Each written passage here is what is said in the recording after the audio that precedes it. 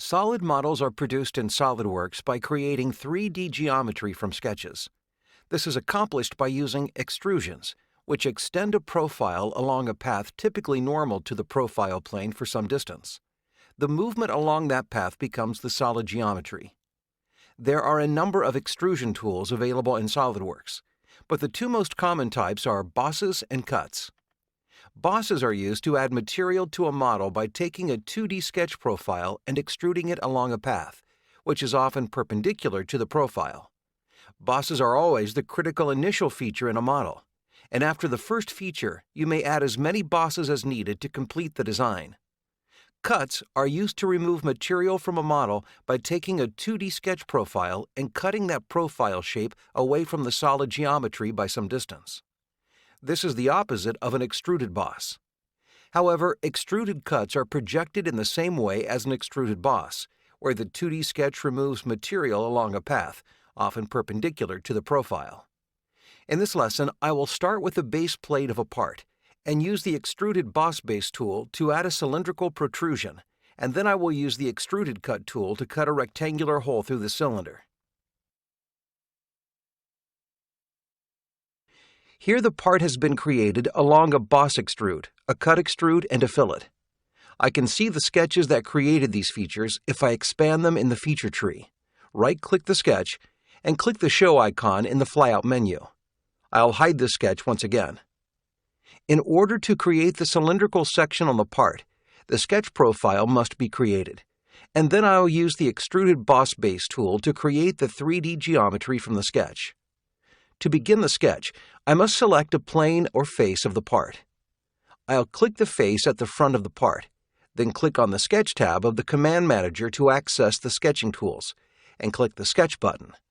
Now I am working in sketch mode, and I'll begin sketching a circle to create the cylindrical protrusion, which will extend outward perpendicular to the sketch.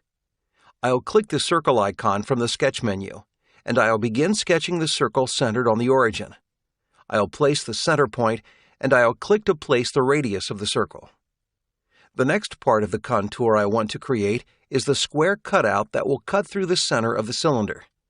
I'll enable the Center Rectangle command by clicking on the drop-down arrow next to Rectangle in the Sketch Command Manager.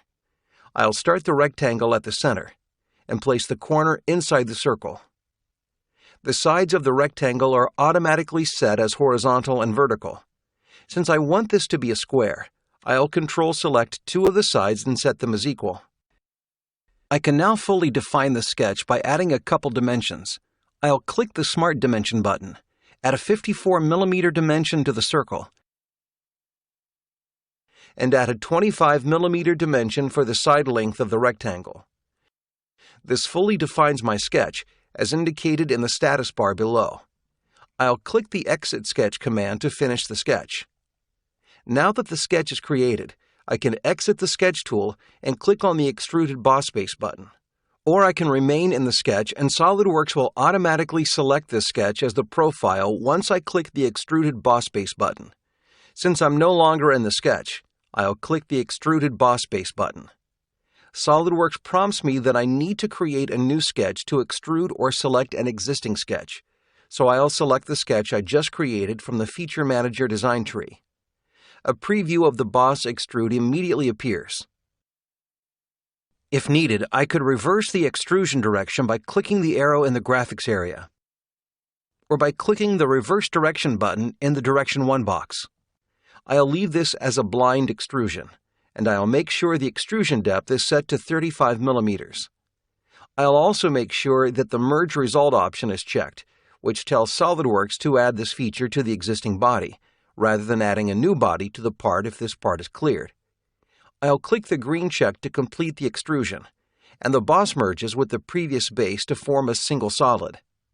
I'll rename this feature by either slowly double-clicking the feature in the feature tree, or I can click it once and then use the keyboard shortcut F2.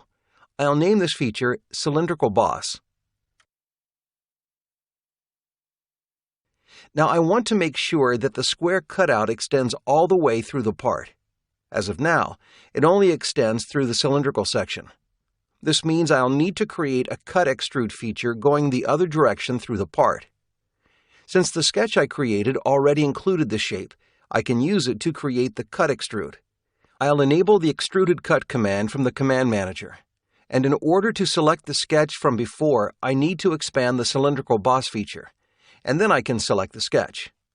When I do, the preview shows that the area between the circle and square is selected to create a cut. But this isn't the contour I want to use. How do I change it? All I have to do is scroll down in the Property Manager to the Selected Contour section, clear the sketch from the selection box, and then select the square contour from the graphics area. Now I need to define the end conditions. Since I want this rectangular cutout to extend all the way through the part in both directions at all times, I can select the Through All Both option. And when I click the green check, the cutout extends all the way through the part.